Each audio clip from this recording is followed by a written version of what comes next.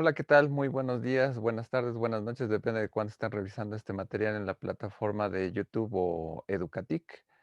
Esta es la segunda sesión para Sistema de Universidad Abierta del curso de Teorías de la Significación. Tenemos un aforo de alrededor de 15 participantes y pues bueno, vamos a dar inicio al tema de hoy.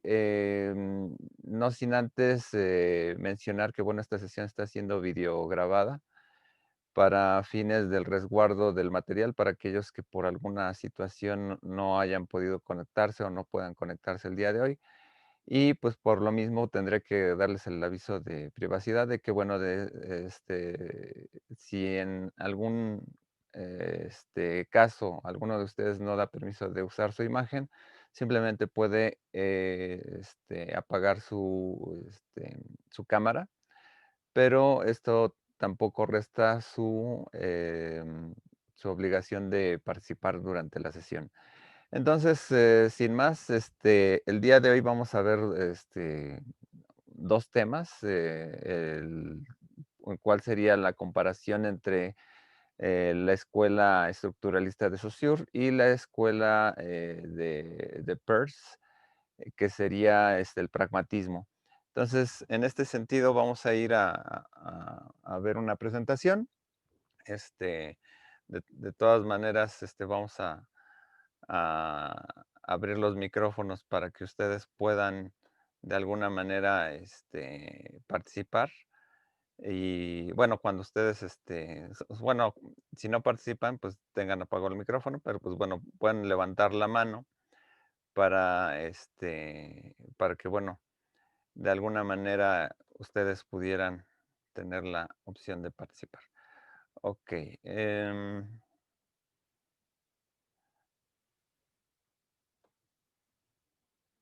vamos a iniciar con esta presentación.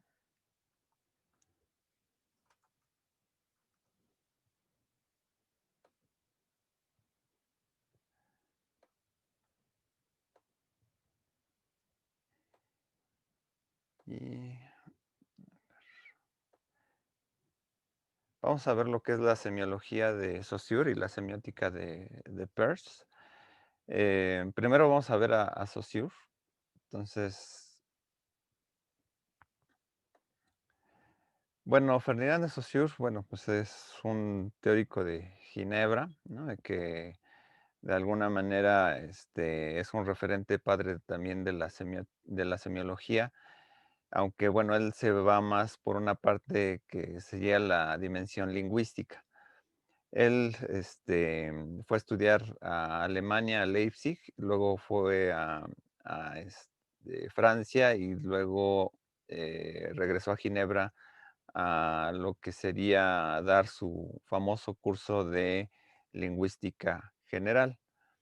Entonces, allá por el año de 1906, pues, comenzó a darlo, sin embargo, pues, muy poco tiempo después, él fallecería. Y entonces todo lo que tenemos acerca de él, pues son escritos y notas que se recopilaron gracias a sus alumnos. Él fue muy interesado en lo que sería la filología, la gramática y la neogramática, pero no cayendo en estas. De hecho, su propuesta va en contra de lo que sería estas ramas, porque bueno, él comenzó a estudiar diversas lenguas indoeuropeas y algo que tenemos que tomar en cuenta es que, bueno, de algún modo en la antigüedad lo que se podía estudiar era la parte gramática, ¿no? La manera en que se podía escribir bien o mal una palabra. Y por el otro lado estaba la dimensión comparativa, ¿no? De, por ejemplo, el origen de una palabra, ¿no? Ver, por ejemplo, la palabra monstruo tiene un cognado ahí con la palabra mostrare, del latín, que implica algo que se muestra, ¿no? Entonces, cuando buscamos el origen de las palabras, pues más bien es el carácter filológico. Otra dimensión de la filología es que iba mucho al carácter de la literatura y de algún otro índole de dimensión que atañe precisamente a la lengua, pero en el sentido escrito. Por ahí llegaron después los neogramáticas, como Franz Bopp, que trataban de hacer esta dimensión comparativa de la lengua en dos tiempos diferentes. A esta dimensión, ¿no?, que se pregunta Saussure, de que, ¿qué es el lenguaje? Da una respuesta simple, pero además compleja, ¿no? Que dice que el lenguaje es multiforme y heteróclito. De alguna manera, dimensiona más fácilmente a la lengua que al lenguaje, porque a la lengua la dimensiona como un hecho social verificable. Recordemos que, bueno, cuando se habla de hecho social nos recuerda mucho a la lectura de Durkheim, cuando dice que hablar de los hechos sociales que son posibles de analizar como si fueran entes aún dimensionados científicamente, ¿no? Alguna de estas herencias todavía cuantitativas, ¿no?, del estudio social. Y entonces de la misma manera va a mencionar que la lengua es un hecho social como ente analizable. Sin embargo, no nos responde todavía lo que es este lenguaje. Entonces, el lenguaje dice que es algo todavía superior a la lengua, pero sí dice también que el lenguaje tiene una parte social en términos de una convención y en términos de otra parte individual, una personal y otra parte, este, De mi teléfono. bueno, les recuerdo que silencien sus micrófonos si no están participando, por favor. Este, o si no, por ahí, échame la mano, Marisol.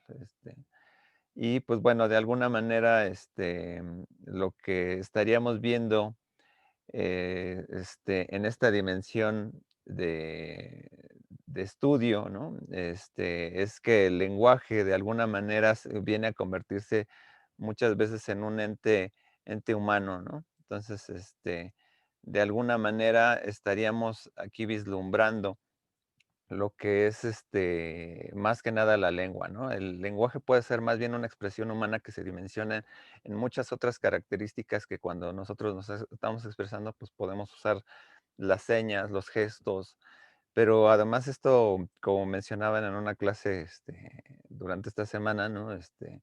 Incluso podía implicar la dimensión incluso animal, ¿no? Porque hay animales que pueden tener un lenguaje particular.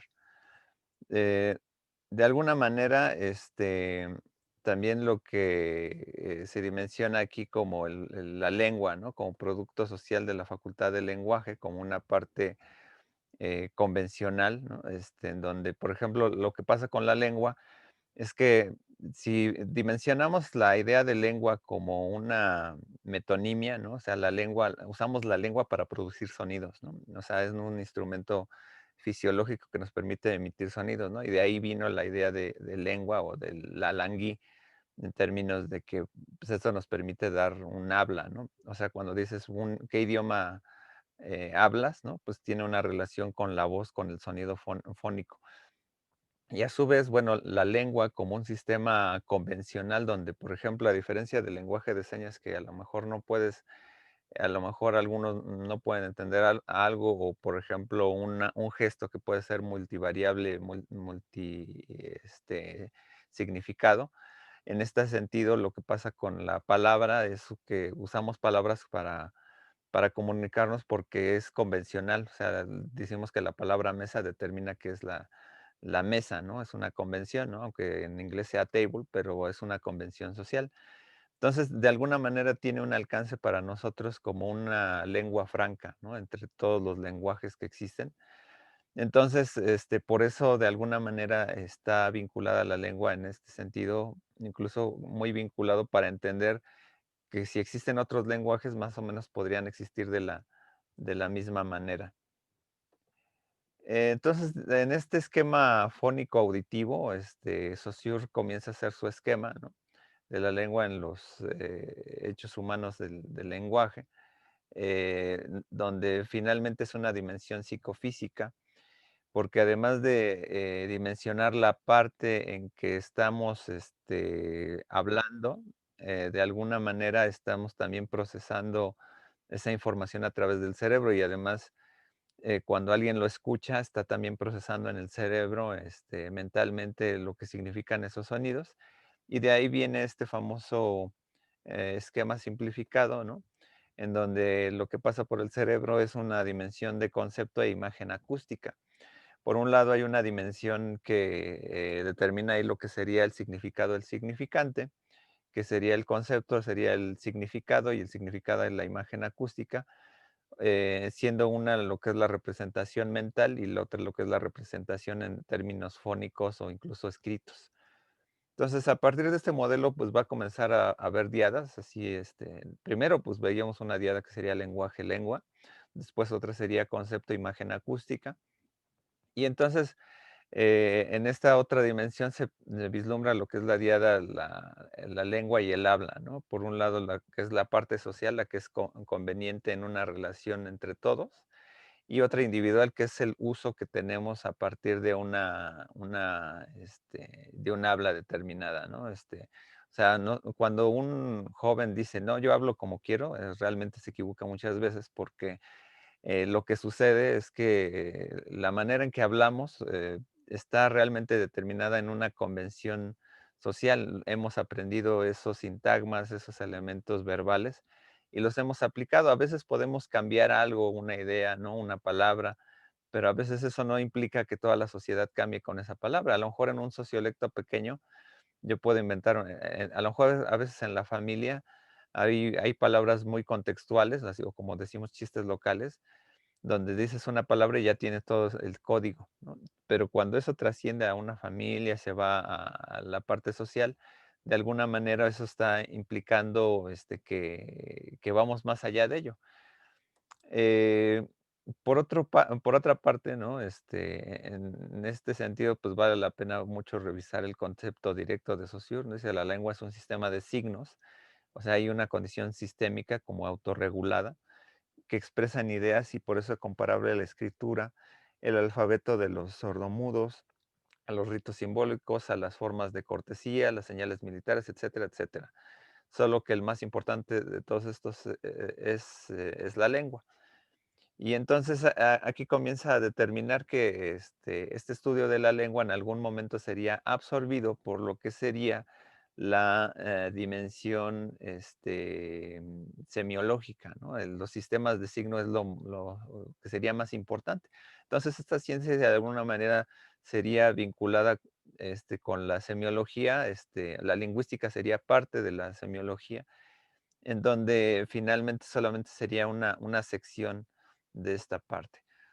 Y entonces aquí incluso deriva lo que es implicar también lo que son los estudios de lingüística externa y lingüística interna. Una es sería la parte social, como por ejemplo cuando vino la conquista de Mesoamérica, pues se impuso una lengua donde implicó cambios en la manera que hablábamos, así aparentemente, o sea, es un fenómeno externo, pero en el fenómeno interno, al fin y al cabo, para comunicarnos, no importa con qué lenguaje, con qué idioma nos comuniquemos, lo importante es que tenemos una estructura gramatical.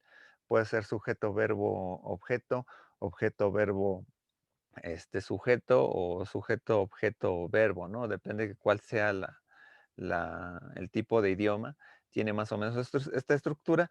Y de aquí pensar como la lengua como norma es una parte interna, o sea, esta parte analítica, gramatical o la lengua como norma, incluso como ver como esta parte de gramática universal va a dimensionar lo que sería entonces la parte más conceptual en lo que sería una lógica. O sea, ahí veríamos como una dimensión que a lo mejor se concatena luego con la dimensión pragmática. Entonces aquí viene toda una reflexión también entre la escritura, entre lo escrito y lo fonético. De hecho, aquí viene, pues bueno, toda una reflexión sobre todo lo que hablamos, cómo hablamos, que por ejemplo luego hay letras dentales, otras labiales, ¿no? Oclusivas, etcétera. Pero lo interesante de esto es que no es la comunicación por el sonido, sino por todo el procesamiento psicofisiológico en donde damos el sentido a incluso diferenciar, aunque hayan palabras muy similares como jamón o jabón, en el contexto entendemos, bueno, nadie va a pedir una torta de jabón, ¿no? Entonces, entiende, bueno, lo pronunció mal, pero entiendo el sentido que me estaba enunciando, ¿no? Una torta de jamón, ¿no? Entonces ahí importa mucho cómo la parte fonética y fonológica tienen una dimensión consciente de lo mismo, ¿no? Una apela un poco a lo que son los sonidos propiamente, la articulación, y otra es entenderlos, ¿no? Dentro de la parte fonémica. Y ahí es cuando, por ejemplo, vemos también el fenómeno de dualidad, ¿no? O lo que dice George Rule, el fenómeno de doble articulación en nuestra palabra, porque una palabra la podemos separar en sonidos o fonemas. Entonces, de aquí viene vuelve a retomar esta parte de lo que es el signo lingüístico, donde pues una idea finalmente está aterrizada por una palabra, ¿no? Y bueno, se desecha toda aquella dimensión antigua del crátilo de Platón, donde el lenguaje era totalmente natural y esto implica más bien una dimensión aristotélica en donde la lengua es una convención arbitraria de la expresión. O sea, no importa en qué idioma hables, finalmente hacemos convenciones de los conceptos. Entonces aquí se dimensionan dos principios, que sería el principio arbitrario.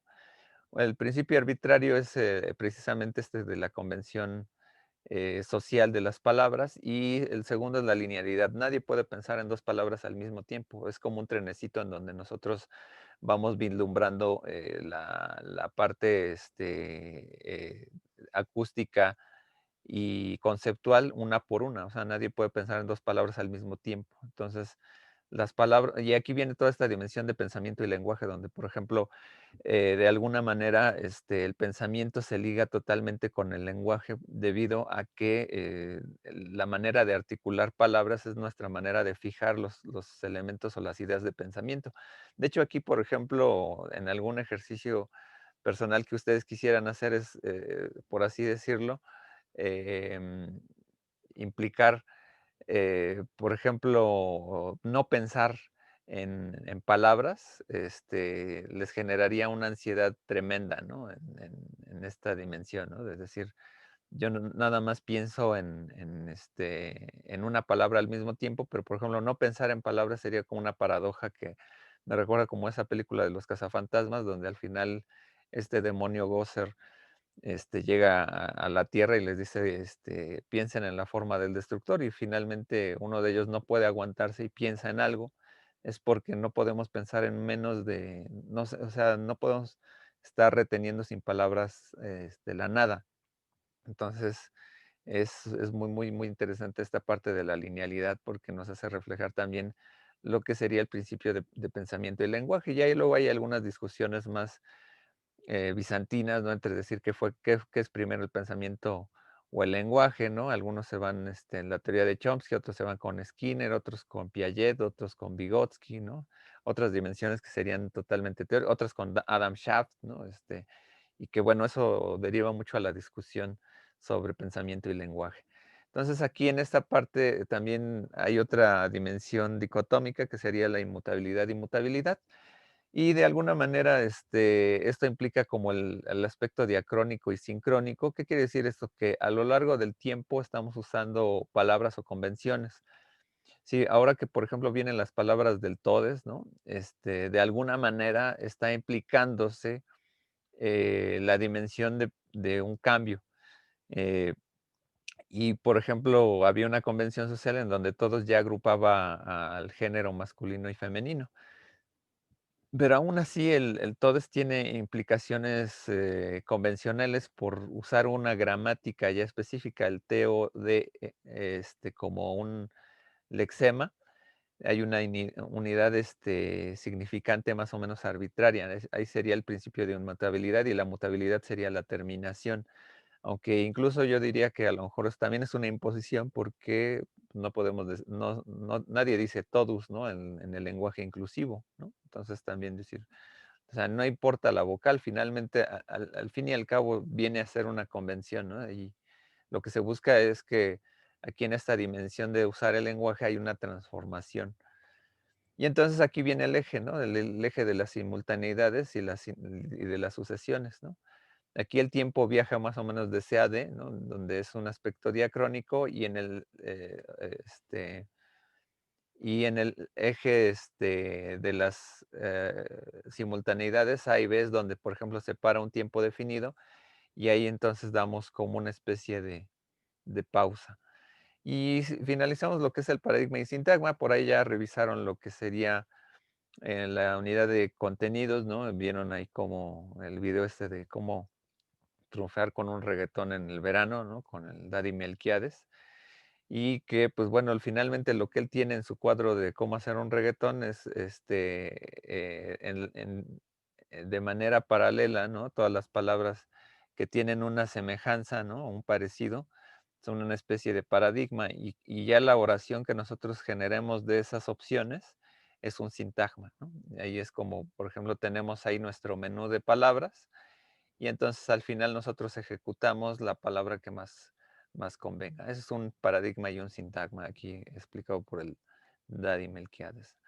Y pues bueno, ahora vamos a pasar a la parte que es el otro estudio, ¿no? Que sería del otro lado del mundo, ¿no? Ya acabamos de pasar por Europa, entonces vamos ahí con Peirce. Peirce, es un personaje muy, muy, muy especial debido a que tiene ciertas características que lo hacen ver como un personaje transdisciplinario que cruza entre ciencias. Él estudió química, ¿no?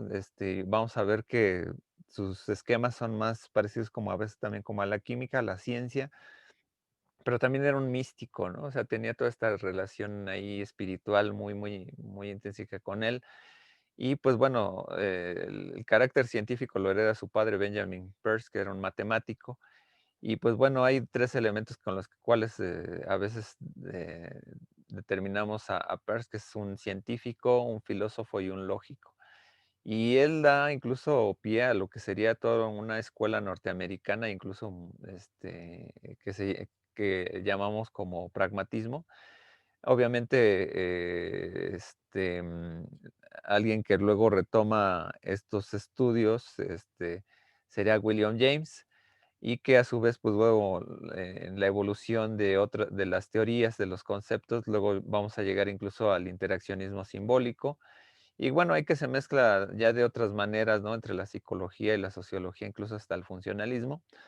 Pero de alguna manera el pragmatismo de Peirce sigue siendo puro filosófico, que confronta, él a sus 28 años, hace un paper donde confronta a Aristóteles y a Kant, en donde de alguna manera Aristóteles decía que la realidad estaba fragmentada o accidentada en 9 categorías, las cuales iban a ser determinadas pues por la cantidad, cualidad, relación, pasión, etcétera.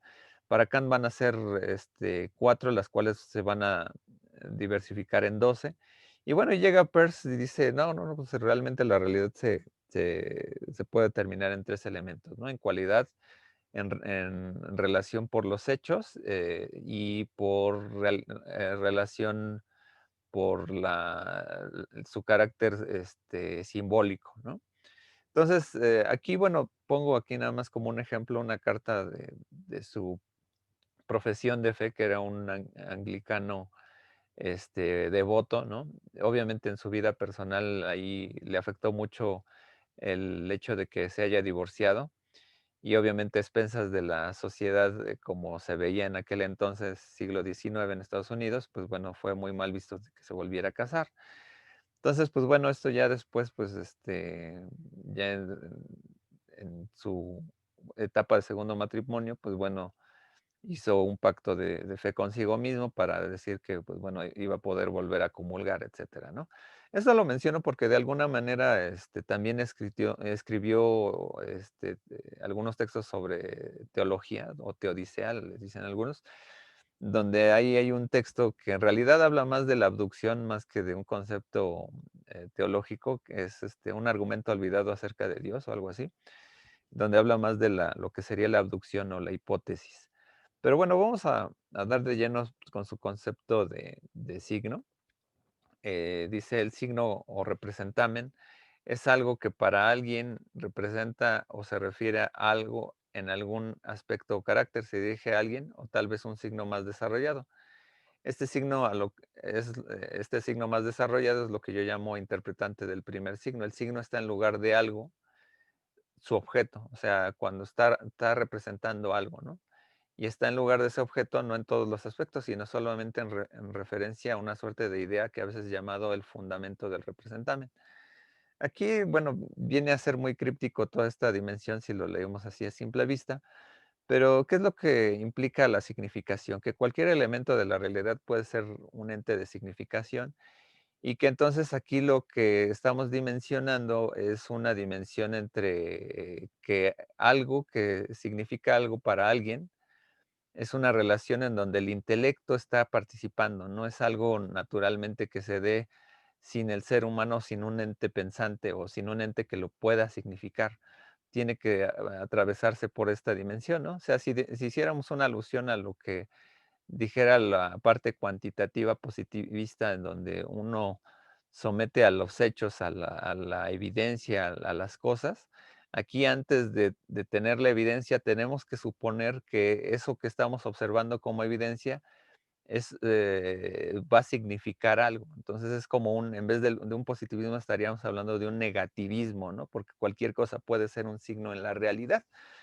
Entonces, aquí presento el esquema básico de lo que sería el representamen, objeto e interpretante, ¿no? Hacia arriba el representamen, hacia la izquierda el objeto y en la parte inferior, derecha el interpretante. Aquí muestro esta animación que realicé para ejemplificar un poco lo que es el modelo de Peirce, no es un triángulo.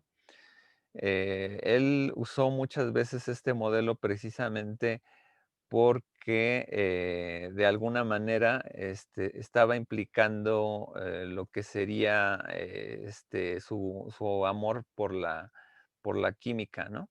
Entonces, aquí en esta dimensión, de lo que sería el el representamen, objeto interpretante, es que cualquiera de estos elementos se puede desarrollar más, así como en los fenómenos químicos.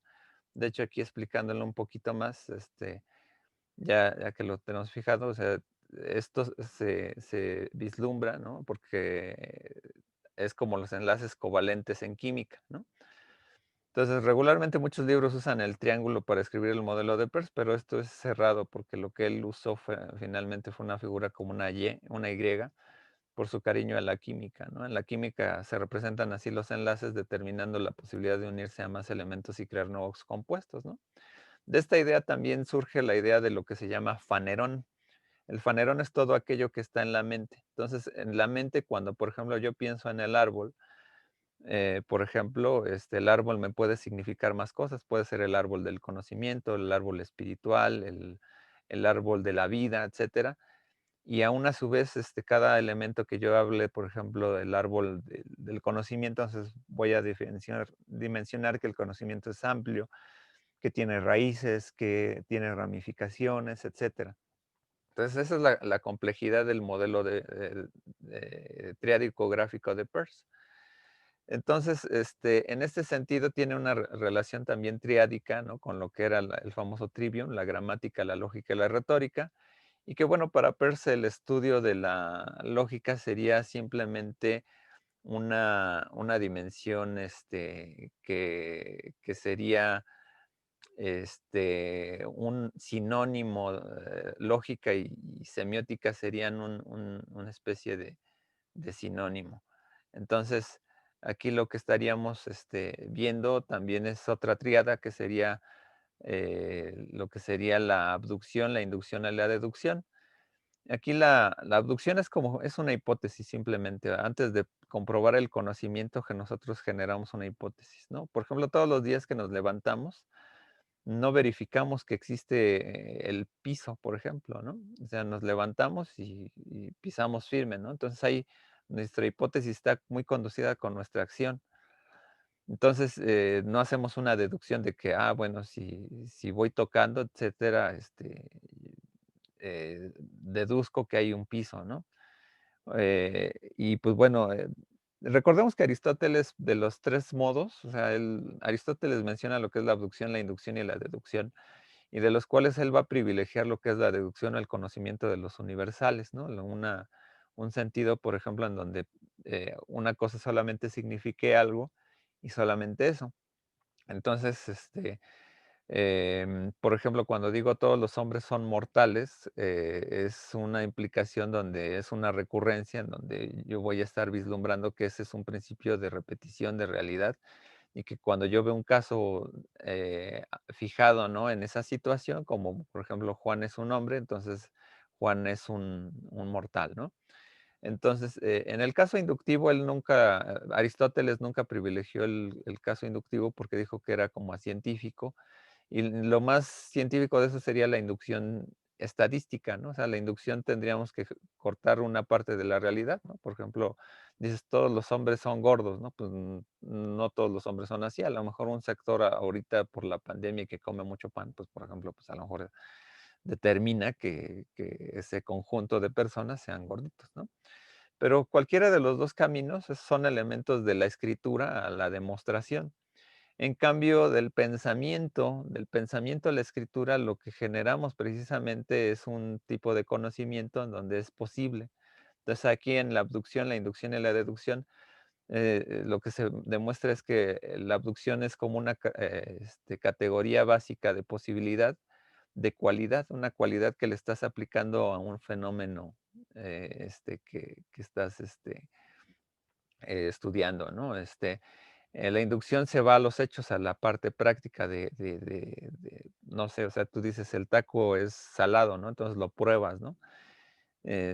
Por mi experiencia lo pruebas y lo degustas, es como un factor muy empirista. En cambio, la deducción va más en el sentido del racionalismo, en donde sin probarlo tú puedes ver que tiene ciertas características de repetición, veo que tiene granitos de sal, etcétera, ¿no? Entonces, de alguna manera, pues, la inducción a veces se conectó más en la época con el empirismo, con estas teorías filosóficas del empirismo. La deducción se fue más como a la parte racionalista. Y lo que también hizo Kant, pues, fue dimensionar estos 3 elementos, a lo mejor en lo que era a priori y a posteriori, aunque él dimensionó como una deducción, abducción en lo que sería el pensamiento a priori, ¿no? Para Peirce va a dimensionar mucho estas, que van a dar pie a lo que sería lo que es las cualidades, las categorías faneroscópicas, que es cualidad, secundidad y terceridad. O sea, la cualidad sería la inducción, digo, la abducción, lo real sería la inducción y la terceridad a la deducción. Si ya lo mezcla en los tipos de signo, por ejemplo, representamen, objeto e interpretante, entonces va a derivar que, bueno, cada uno de estos va a tener un papel determinado, pero hay que manejarlo esto con cuidado para no dimensionarlo como si fueran cosas, ¿no? De aquí vislumbramos que de alguna manera va a ir ejemplificando casi las cosas en tiempo y espacio. O sea, los signos pueden tener un tiempo y espacio determinado, así como el eje de las simultaneidades, pero a su vez está concatenado diacrónicamente en una dimensión de qué es lo que aprecias de un objeto.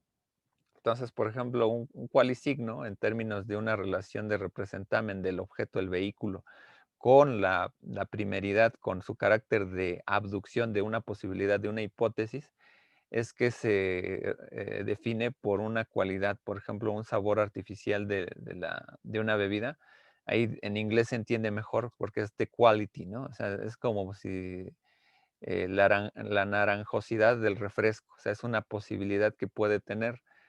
A su vez, pues tú lo degustas el refresco. Entonces ahí tiene una dimensión entonces de representamen con los hechos, con la verificación, ¿no? Entonces hay una experiencia física existente, entonces dices, me sabe, por ejemplo, la naranja como la naranja que yo probaba, ¿no? O el sabor de la manzana como al carácter de la manzana. Ahí hay una relación por los hechos, está verificado, ¿no? O por ejemplo, hay Hay ejemplos aquí que luego da Humberto Eco, ¿no? O Vital, que pues bueno, a veces se dimensionan como si fueran cosas, pero no es que fueran cosas, en realidad son como momentos, ¿no? Entonces ahí es donde se vislumbra mucho esta parte, ¿no? Este, ojo con sus micrófonos por ahí. Alguien prendió el micrófono, Marisol. Entonces, em, bueno, de alguna manera esto se va vislumbrando, ¿no? Legisigno es, ya que, por ejemplo, ya probé, la manzana, entonces ya deduzco que es entonces una bebida de manzana, es una convención, ¿no? No es una manzana o no es una naranja, es un refresco de manzana, ya tiene su calidad de convención, es una calidad, eh, en una convención o ley. Y luego también en calidad de la mente, ¿no? Bueno, recordemos que todos estos, lo que es signo, objeto y interpretante son elementos mentales, no son verificables como materialmente, pero sí hay una parte en donde, por ejemplo, el representante se ubica más con la posibilidad del vehículo, de la cosa real, ¿no? Pero en la cosa que me está emitiendo ese mensaje, por así decirlo, ¿no? Pero realmente para que ese representante se dé es una relación de 3. Entonces, siempre hay una relación de un intelecto que lo está interpretando, ¿no? Entonces, en lo anterior, pues, conviene más como la parte material que me está emitiendo el mensaje. En esta parte estamos dimensionando la parte más abstracta del pensamiento. El icono es aquel que guarda una relación, denotativa y semejante con su objeto representando tanto una cualidad y primeridad del objeto. O sea, por así decirlo, cuando yo verifico las líneas de un símbolo o de una fotografía, me da la relación que tienen un parecido a es una posibilidad de una representación como si estuviera ahí el árbol, ¿no? Una fotografía de un árbol. No es que esté el árbol, sino que simplemente me da la arbosidad de ese objeto, ¿no? En términos, icónicos, ¿no? En términos de lo que está representando un significado. En términos, empíricos, ¿no? Entonces me va a decir, esa fotografía de árbol, a través del material que me están presentando, un papel que, me dieron, tuvo un proceso, químico, ¿no? La emulsión de plata, ¿no? Entonces fijó la calidad de la luz. Entonces, ahí es como vislumbrar un síntoma, es que ahí alguien tomó la fotografía, ¿no? O incluso una pintura, ¿no?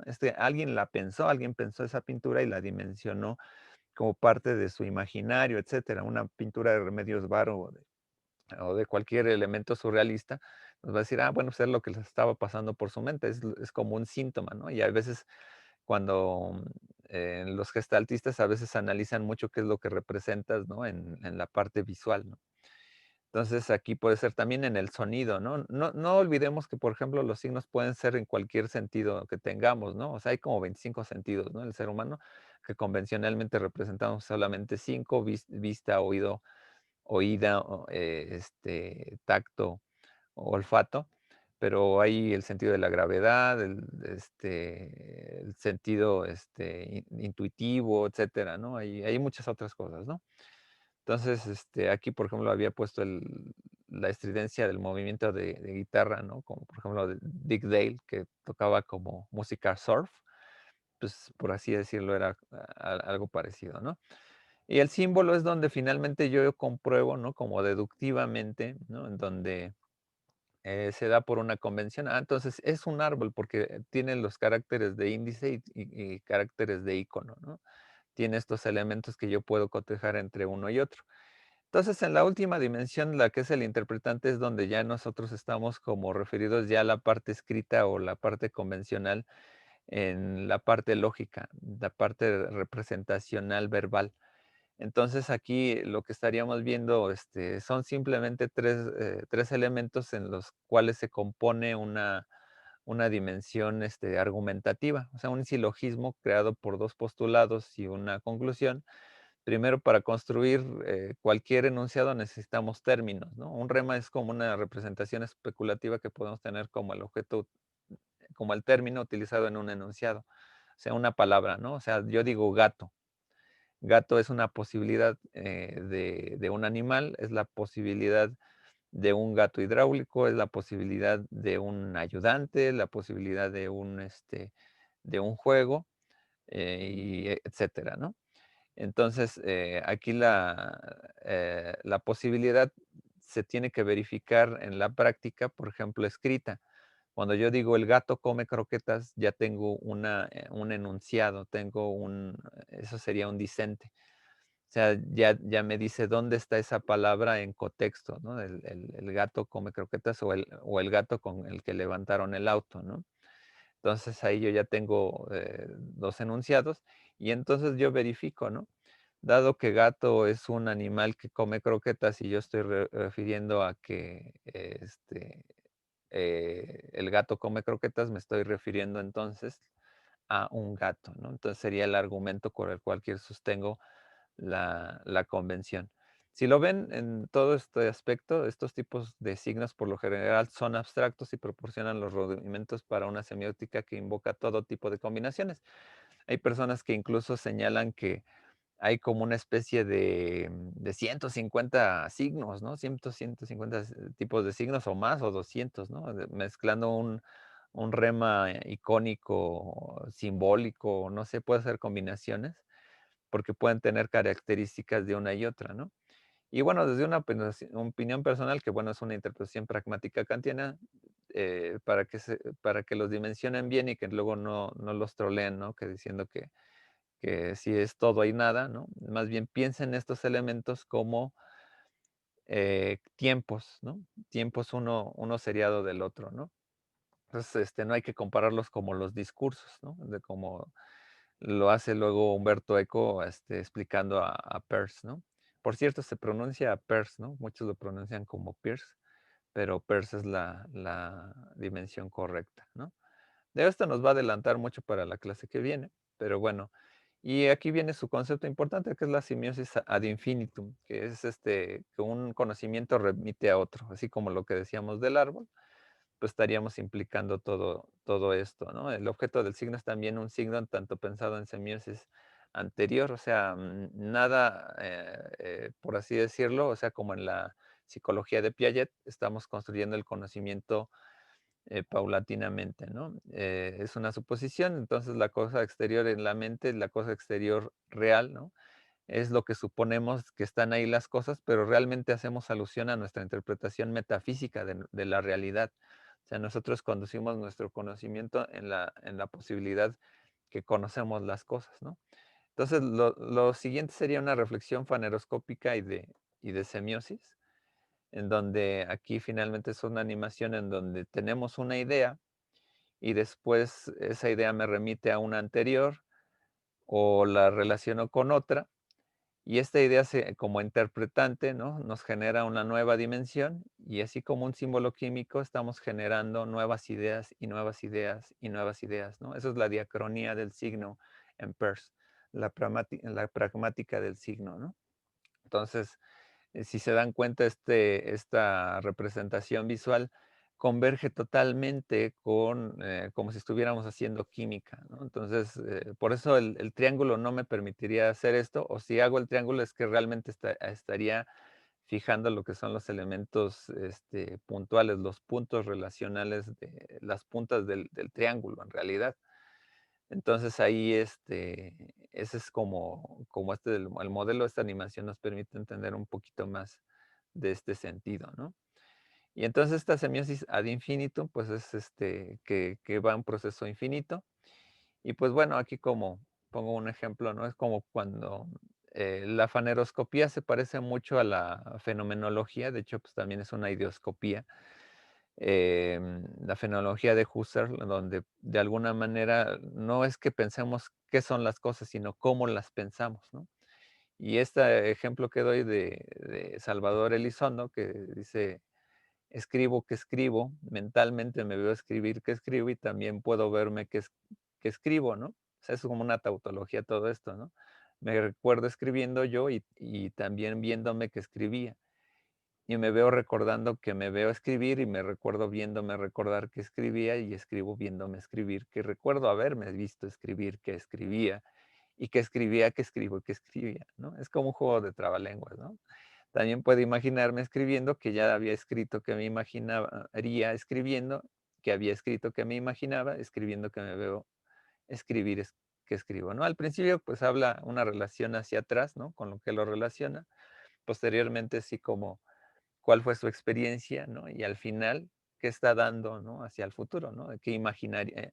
Por ejemplo, aquí en términos verbales, en términos faneroscópicos, el hubiera sí existe, porque sí es una dimensión conceptual mental que le das una existencia de una realidad cognitiva.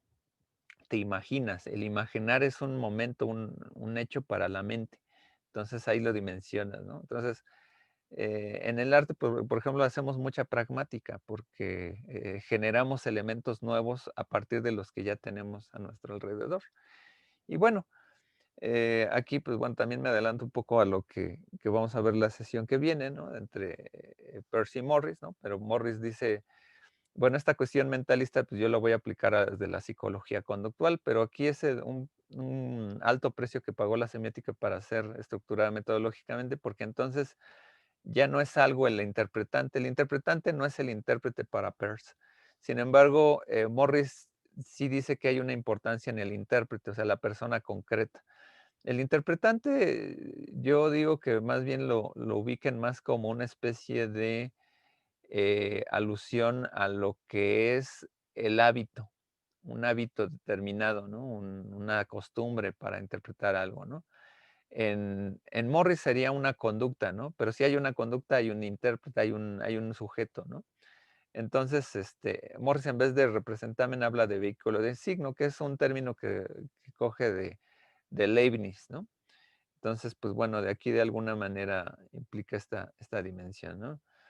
Entonces, aquí de alguna manera, la parte de semiótica para Morris, ¿no? En vez de gramática, lógica y retórica, lo va a dimensionar lo que sería sintáctica, semántica y pragmática, ¿no? Entonces, aquí de alguna manera el objeto de estudio de la semiótica es la semiosis como una acción, o sea, como una transformación. Y el tema de la semiótica es el signo, ¿no? En realidad el signo y semiosis están de la mano, ¿no? O sea, porque el objeto es lo que está en abstracto y el tema es cómo lo escribimos, ¿no? O sea, digamos, tú tienes un objeto de estudio, el objeto es como la parte abstracta de lo real, y el tema es cuando nosotros le ponemos palabra, ¿no? O sea, el palabra signo denota semiosis, ¿no? En esta implicación, ¿no? En otras derivaciones, ¿no? Aquí vamos a ver ya como implicaciones entre ambas escuelas, ¿no? Por ejemplo, Derrida, pues, coge muchos elementos estructurales, ¿no? Pero también fenomenológicos husserlianos. Pero, por ejemplo, el significado trascendental de las cosas. Nada, por ejemplo, en las palabras implica una relación con el referente, ¿no? O sea, con la cosa real. Y entonces, por ejemplo, pues una convención a la cual nosotros nos confrontamos existencialmente es como cuando vamos a realizar un trámite y no tenemos una credencial, ¿no? Y entonces dices, pero es que yo soy yo el que estoy aquí, pero si no demuestras que estás ahí con un referente que sería una credencial, etcétera, ¿no? Entonces ahí es donde las personas se pierden en el sinsentido de los significantes. Para Humberto Eco, pues bueno, es una visión entre estructural y sobre todo más pragmática, ¿no? Entonces ahí en la lectura infábula también decía, ¿no? Que la lectura conlleva una libre asociación, existen cosas importantes fuera del texto, ¿no? O sea, donde contraviene alguno de los principios que vería el estructuralismo clásico de Greimas, por ejemplo, de fuera del texto no hay salvación. Entonces ahí el interpretante final hace una pausa en el ciclo, ¿no? Hace una convención con el significado, ¿no? Y la interpretación ya genera una convención. Digamos que el eje de las simultaneidades, ¿no? Y el cruce con la diacronía, o sea, lo que es cruce, diacronía y sincronía para Saussure, es también esta especie como de interpretante, ¿no? Entonces aquí vamos a ver que cuando estudiamos algo hacemos una selección específica de la semiosis, depende de qué estemos estudiando. Entonces aquí hay un poco de diferencias, ¿no? Epistemológicas, ¿no? Entonces, En Peirce hay como una dimensión de cómo conocemos la realidad, mientras en Saussure se pregunta cuál es el objeto de la lingüística, ¿no? En la obra, pues, por ejemplo, Peirce ubica más el aspecto tricotómico, mientras Saussure es más binario. En Peirce incorpora al objeto su definición de signo. Saussure, pues, su tema era más la lingüística, ¿no? No tanto, hace una definición exhaustiva más que, hablan de signo lingüístico, pero no define así tanto qué es un signo, ¿no? Habla del signo lingüístico, o sea, significado y significante, pero no del signo en sí. Peirce habla de los signos con la relación real, ¿no? O sea, en términos también de una convención. Saussure no se mete en esa parte, ¿no? Eh, Peirce es antipsicologista, o sea, él tiene una dimensión lógica, mientras Saussure lo ubica desde la psicología social. Entonces dice, incluso le da apellido psicología social, ¿no? Entonces, incluso dice que la lingüística y la semiología está vinculada como en esta área, ¿no? Peirce es una dimensión pragmática, entonces ve cuáles son los efectos de los signos provocados en sus intérpretes, por así decirlo, y eso es la parte de la costumbre, ¿no? O sea, el efecto, pues sí, bueno, ahí ya se nos iríamos más con Morris, pero bueno, la lógica en términos no de un efecto fisiológico, sino un efecto mental, o sea, porque si fuera fisiológico sería más como en Morris, ¿no? En Saussure desprecia el uso de los signos como objeto de estudio, sino que se va más al signo lingüístico. Y lo que incluso hace Saussure es que da la base para el estructuralismo y sus anagramas para el postestructuralismo. Y Peirce ha sido muy retomado en el postestructuralismo, en sus posturas de constructivistas, ¿no? Como en Derrida también, ¿no? Peirce es muy ecléctico, ¿no? Entonces ahí podemos hacer una reflexión en la semiótica ad infinitum. En algún momento cuando veamos la teoría rusa vamos a ver un poco a Bakhtin, pero Bakhtin, por ejemplo, criticaba a Saussure porque decía que lo que dejó de lado fue lo que era la diacronía, ¿no? Entonces, bueno, los estudios formales del análisis del discurso, aquí lo que permitiría, pues, es la intertextualidad, ¿no? O el carácter interdiscursivo, ¿no? Y aunque Saussure es una parte de partida en el análisis del análisis del discurso formal, ¿no? Y ahí se excluyen los elementos formales, ¿no? Entonces aquí es pensar un poco lo que son las similitudes, ¿no? El pensamiento en los hechos sociales, ¿no? Y pues bueno, la especie de vocabulario, ¿no? Que generamos, ¿no? Siempre es bueno referirnos a la base general de Saussure, se aprende mucho mejor con su curso de lingüística. Y bueno, este texto de Vital, pues bueno, es muy sencillo porque bueno, en Peirce hay que leer muchos otros textos para entender todo este pensamiento porque era muy ecléctico, ¿no? O sea, él no, la parte de signo pues está dimensionada en muchos otros elementos, ¿no? Entonces, bueno, ahorita, pues pasando a otras cosas, ¿no? Pues bueno, ahora sí, quisiera, este, eh, pues ver ahora sí qué opinan, como, bueno, de este tema, ¿no? Si tienen alguna duda, pregunta, cuestionamiento, ¿no? Entonces, pues soy todo oídos para, si quieren levantar la mano, si quieren comentar algo del tema. Quería saber si esto también lo habían visto en Lenguaje, Cultura y Poder, pueden comentar eso. Si habían visto algo de Saussure o de Peirce, o qué perspectiva de Saussure Peirce, o qué de nuevo vieron en esta presentación respecto de el uso de los signos. Comenten, o sea, ahorita ya tenemos unos 20 minutitos, unos 25 minutos para comentar. Entonces, no sé si alguien quiera participar, comentar algo. Ahora sí, si alguien quiere participar, levanta la mano y le voy dando la palabra. Este, Creo que Yasmín Saavedra quiere participar. Y yo, ajá, a ver, adelante. Buenos días a todos. Yo sí había abordado a Figueroa Sosur en mi materia de lenguaje, cultura y poder, Ajá. pero me pareció muy interesante comprender desde la tabla de los tipos de signo. Creo que me quedó mucho más claro, pues, a qué corresponde, qué funciona en cuanto a interpretante, objeto. ¿Ok?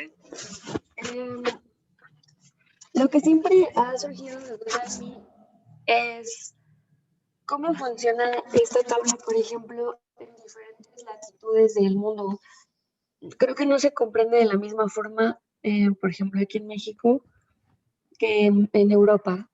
Y me interesa saber bastante qué pasa cuando dos culturas, por ejemplo, tienen un signo concebido de forma distinta y eh, cómo se llama o qué puntos de interrelación pueden encontrar entre uno y otro para comprenderse cómo funciona esta interpretación y decodificación de signos en Ok, diferentes países. ok.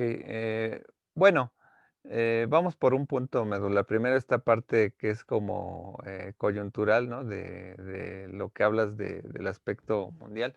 Recordemos que, bueno, este Peirce lo que trata de buscar es una lógica universal, ¿no? En ese sentido, ¿no? Que en esencia a lo mejor las palabras pueden determinarse por convenciones distintas, ¿no? Esa es la parte de Saussure. Pero esta pregunta que haces, ¿no? Si tenemos, interpretamos de manera distinta un mismo objeto, ¿no? O le ponemos palabras diferentes, eso es lo que se llama el objeto dinámico, ¿no? Idealmente, el objeto inmediato sería aquel que solamente representa algo en un conjunto y eso lo encierra, nada más una palabra, ¿no? Por ejemplo, presidente y jefe del ejecutivo se refieren a la misma cosa, ¿no? Al mismo objeto, pero le ponemos con diferente apelativo. Y ahora bien, la otra pregunta, ¿no? Cuando tenemos objetos que significan muchas cosas, ¿no?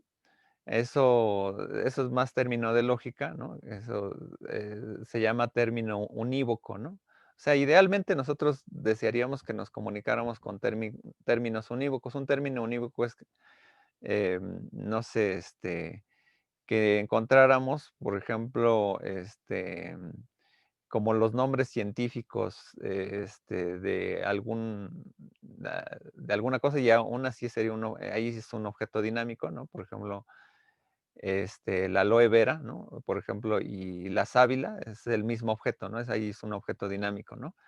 Pero funcionan ambos como un término unívoco, porque nada más se refieren a eso, no hay otro objeto que se llame sábila, hasta donde yo sé, ¿no? O a menos que alguien patente una marca, ¿no? Marca sábila, pues ya seríamos, o por ejemplo, la marca Isadora, ¿no? Que puedes vender frijoles con Isadora o vender joyas, ¿no? O bolsas, creo, ¿no? Es el mismo nombre. Entonces ahí, en vez de ser unívoco, se vuelve un término equívoco, ¿no? Así como la palabra gato. Entonces ahí lo que pasa con las lenguas es que tenemos una suerte de objetos dinámicos, ¿no? En términos de comparar un table y mesa, son objetos dinámicos, o sea, te refieres a la misma cosa, ¿no? El problema viene cuando tenemos un concepto que significa varias cosas como gato, ¿no? Donde dices, bueno, puede ser un objeto referido a la parte, a la parte animal, otro a la parte del objeto mecánico, otra a la parte del juego y o del ayudante, etcétera. Entonces ahí se vuelve un término equívoco. Entonces, de alguna manera, esta parte estaríamos implicando, ¿no? Que el término equívoco muchas veces se tiene que aterrizar en el ejemplo. Y ese ejemplo tendría que ser, por así decirlo, lo analógico, ¿no? Por ejemplo, el gato come croquetas, ¿no? Entonces, a relación de contexto, yo interpreto, ¿no? O sea, entonces ya tengo una plausibilidad, ¿no? Y, por ejemplo, ahí, por ejemplo, Mauricio Bouchot hace una propuesta de hermenéutica analógica, mezclando toda esta dimensión este, dimensionada, ¿no? En términos de cómo se aterriza, ¿no? O sea, totalmente inductiva a través de la prueba o verificable, ¿no? Porque, pues bueno, de alguna manera, ¿no? El término sería una abducción, ¿no?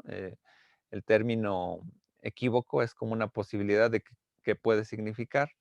Lo deductivo es finalmente la convención, ¿no? Y lo inductivo sería lo analógico a través de la comparación. En realidad incluso hay esta propuesta, por ejemplo, de Bouchot, donde dimensiona que, bueno, es a través del contexto donde pues a lo mejor podemos entender un poquito más. De hecho, lo que hace la hermenéutica, se dieron cuenta es que el sentido lo agarra a través del contexto, de la relación de las palabras, ¿no?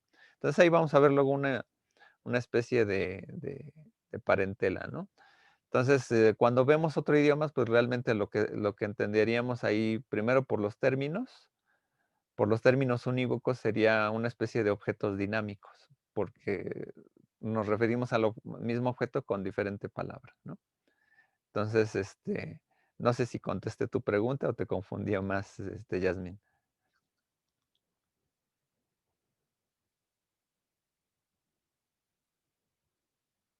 Ok, bueno, este, eh, De hecho, justo el problema que tenía yo es cuando hablaba con algunas personas de otro país y justamente existía una palabra exactamente igual y con un sentido y un significado totalmente distinto. Y, por ejemplo, también cuando trato de hablar de palabras que usamos bastante en México y tienen diferentes significados y son exactamente la misma palabra o implican otra preposición en tiempo o de persona, entonces ese es el problema, pero creo que sí entendí con la respuesta. Muchas gracias, maestro. ok, muy buena pregunta, Yasmin. ¿Alguien más que quiera participar, comentar algo? Aquí, pues, ustedes ya tuvieron su curso de lenguaje, cultura y poder, teorías del discurso. Entonces, aquí lo que hay que ver es qué de nuevo han aprendido, qué de nuevo conocen. Por ejemplo, en PERS, por ejemplo, muy poco a veces se sabe, por ejemplo, de este modelo gráfico, ¿no? Que es como una Y, y que con las animaciones que hice, pues bueno, espero que hayan ejemplificado un poquito más, ¿no? Vamos a Estas. escoger al azar, ¿qué le parece? Bueno, a ver, Marisol. ¿Sí? A ver, Omar Serrano Hernández. A ver. ¿Mi compañero? Sí, sí, a ver, ¿opinas? ¿Qué opinas que puedes comentar?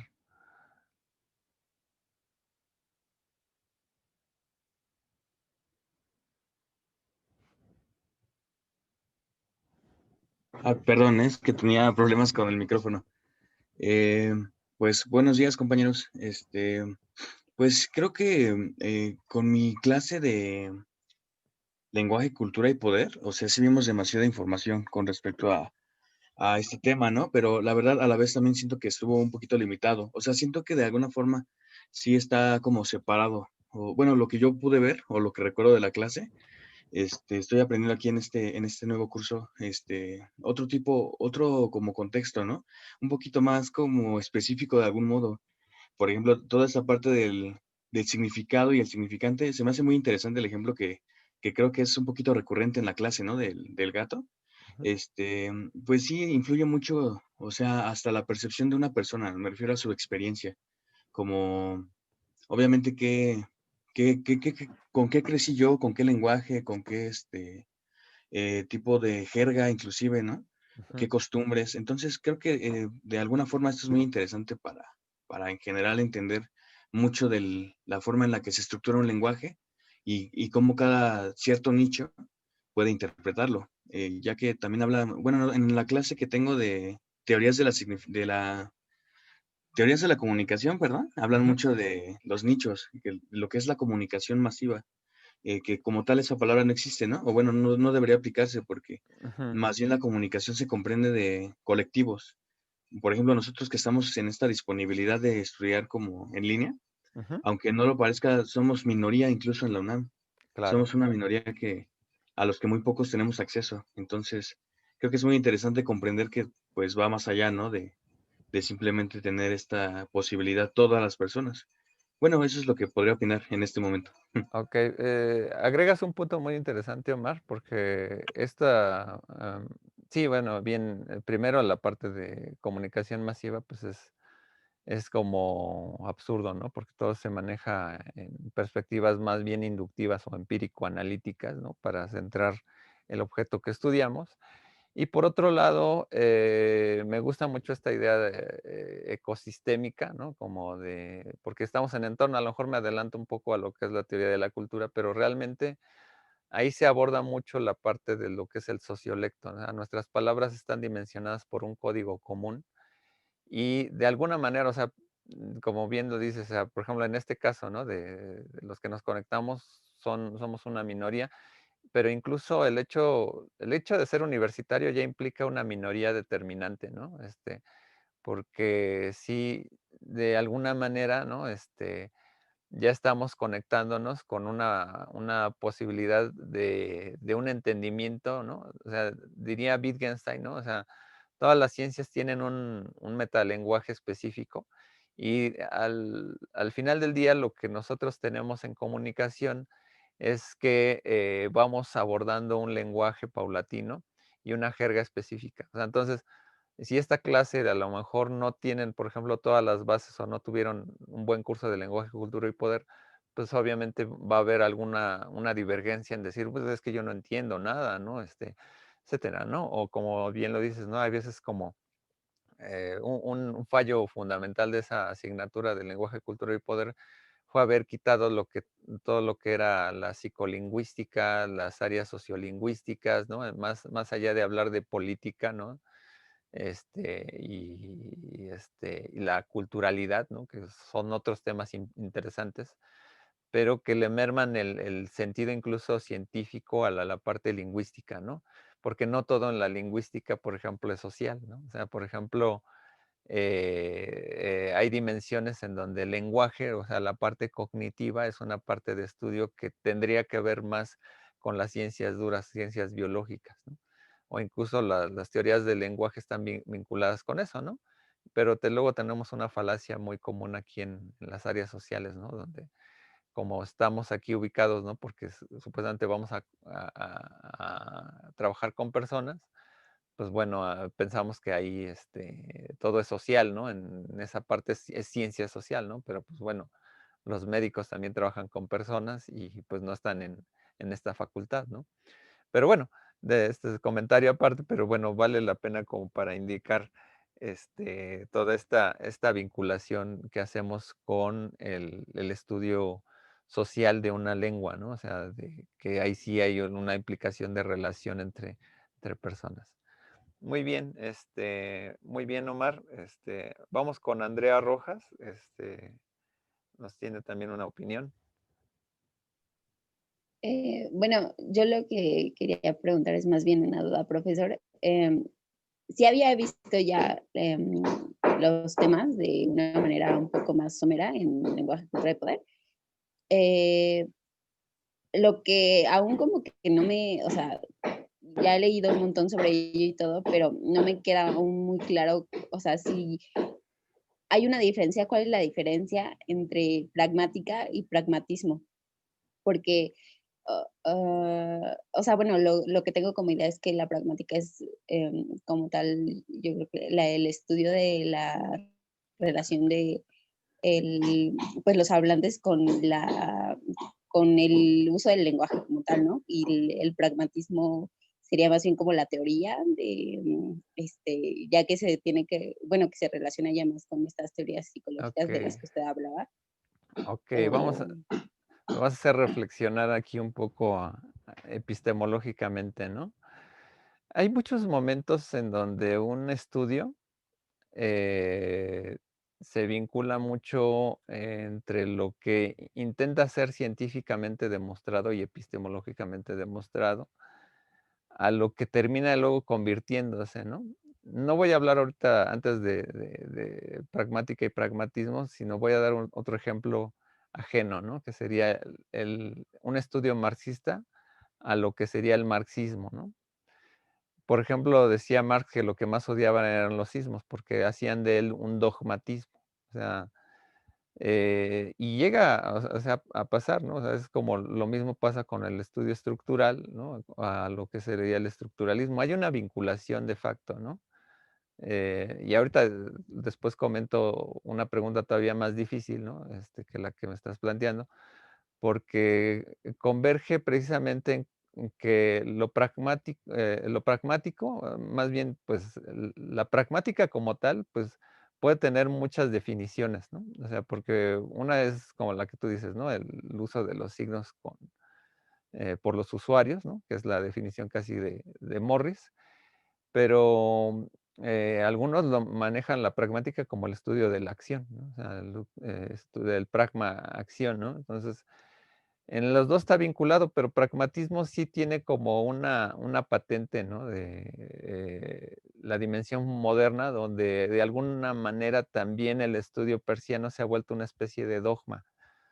Y no me gusta pensarlo así, pero sí en casarse con una ciencia es como el ismo, ¿no? Como el apostar sobre ese estudio.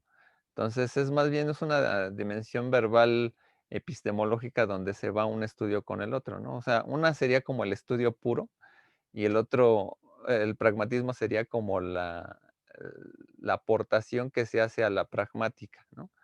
Este, y en ambos casos, o sea, convergen en el sentido nato, en el cognado del pragma, ¿no? De apostar por la parte de la acción. Una pregunta todavía más difícil que esa sería, ¿cuál sería la diferencia entre praxis y pragmática, por ejemplo, ¿no? Porque ahí sí ya hablamos de escuelas epistemológicas distintas, ¿no? Porque la escuela de la praxis marxista, ¿no? Pues tiene que ver también con el colectivo social mental, por cierto, pero ahí sí hay una indicación de la acción, de la transformación, ¿no? Per se. Y aquí la pragmática, por así decirlo, es mental, ¿no?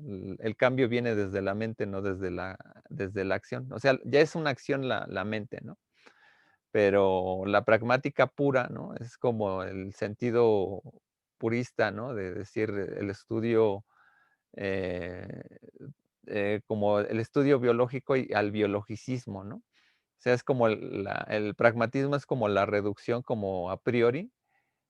Si hiciéramos de cualquier ejemplo, eso es pragmática, ¿no? Entonces hay uno o incluso hay quien dice diferencia entre pragmático y pragmaticista. El pragmaticista está más vinculado con el dogma, ¿no? Y el otro es como vamos a ver los elementos conceptuales con los cuales yo voy clarificando el estudio, ¿no? Bueno, así yo lo entendería. No sé si clarifique tu idea, Andrea. Sí, creo que sí. Gracias, profesor. Sí, ok, Sí. perfecto. Entonces, vamos con Damián. Damián tiene levantada la mano.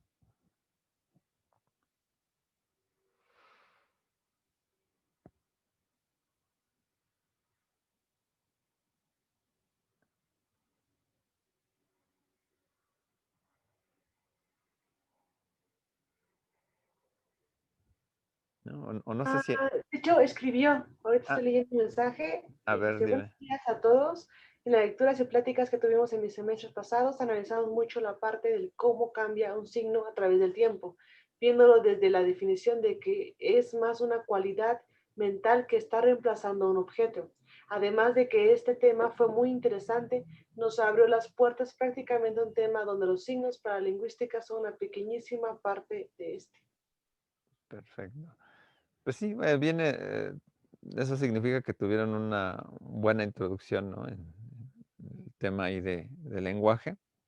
Digo, de alguna manera, es importante vislumbrar aquí que bueno, aquí vimos la clase anterior, la parte de hermenéutica, vimos ahora las escuelas contemporáneas. Digo, ya no me dio tiempo realmente de hacer toda una reflexión sobre desde los griegos, ¿no? Desde que viene toda esta dimensión que primero viene Aristóteles, Platón, luego Agustín de Hipona, Tomás de Aquino, Locke,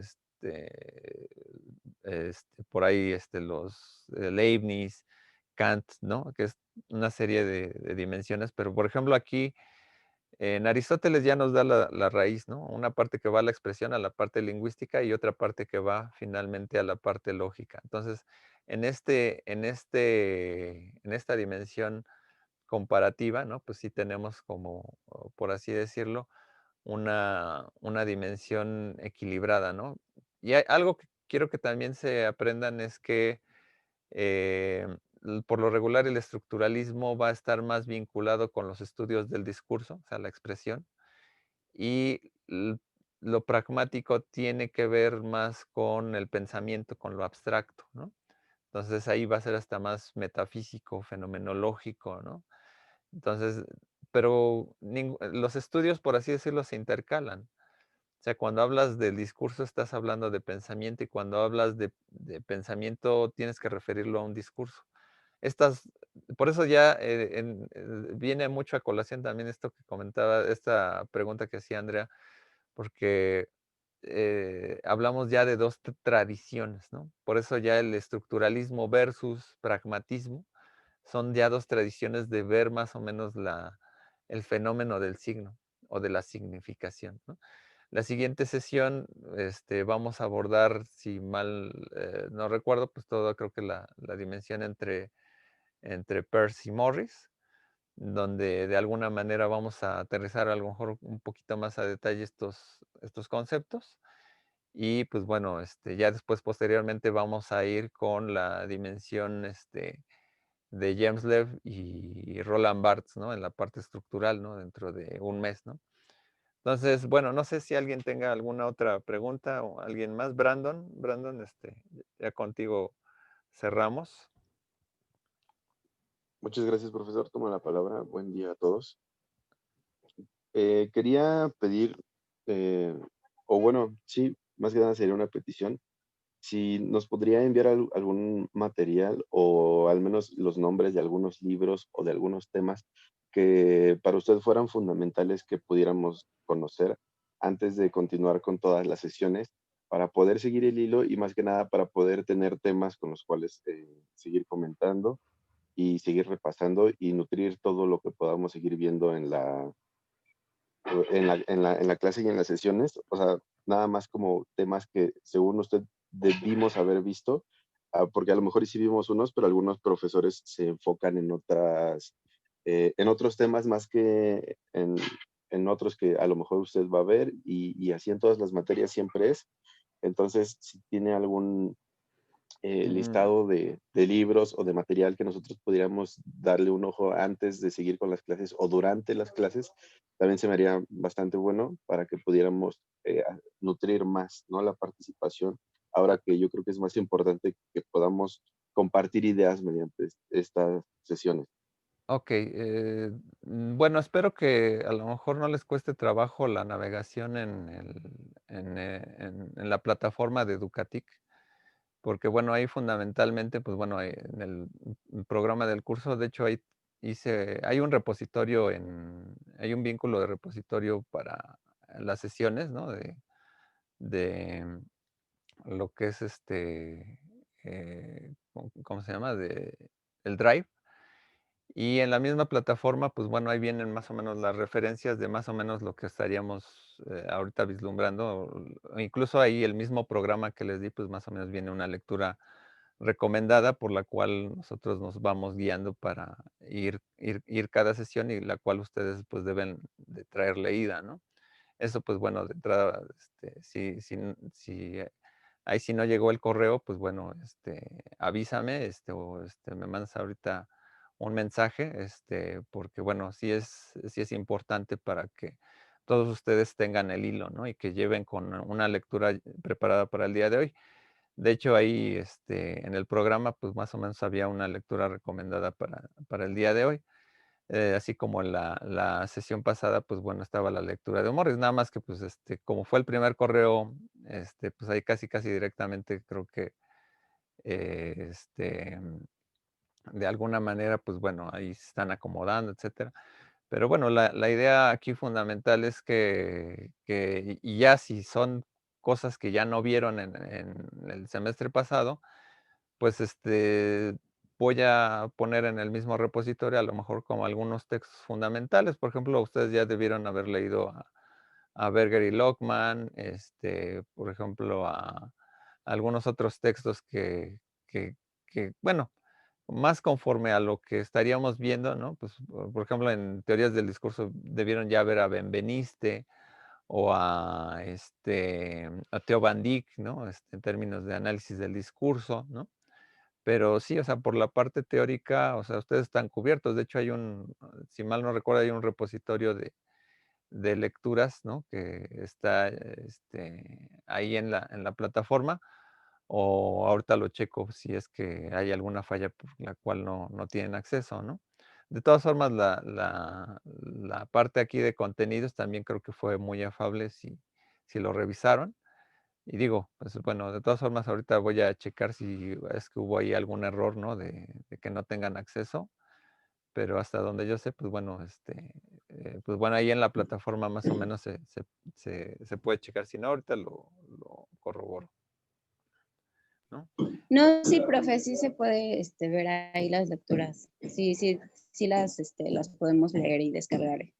Ah, perfecto, gracias, Andrea, porque sí, ya me estaba preocupando, pero bueno, pues ya entonces con esto cerramos la sesión para que ya ustedes puedan ir a su siguiente clase.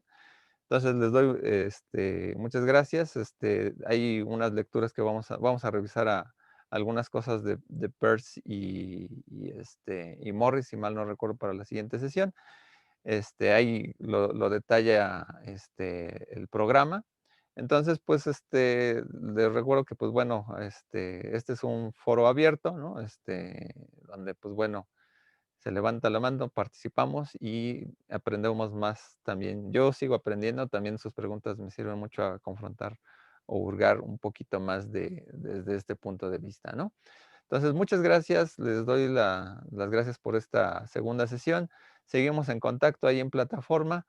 Obviamente no les comenté, pero pues bueno, aquí nos acompañó también Marisol Morales, que es mi ayudante del sistema escolarizado. Si bien el sistema de universidad abierta no permite a los ayudantes, bueno, en el caso de usar las plataformas como ahora es Zoom, ¿no? Para no distraerme, sí le pedí de favor que me ayudara un poco con la admisión a los estudiantes que luego llegan a la mitad de la clase o etcétera, para no distraerme con eso, ¿no? O con lo de los micrófonos, ¿no? Que luego es algo complicado. Es como si en clase eh, estuviera cerrada con llave y tuviera que abrirle a cada uno. Entonces, pues bueno, ahí le pedí de favor, realmente pues le doy muchas gracias, realmente pues y pues bueno, así si les comenta, le dicen, voy a seleccionar a alguien al azar para que comente, pues es más bien para motivarlos, no para que ustedes se sientan mal, ¿no? Entonces, sin más, pues bueno, les doy las gracias, muchas gracias, hasta luego. Estamos Gracias. en contacto y pues nos vemos y hasta la próxima. Gracias. Gracias, profe. Gracias, Marisol. Gracias. Gracias, buena tarde.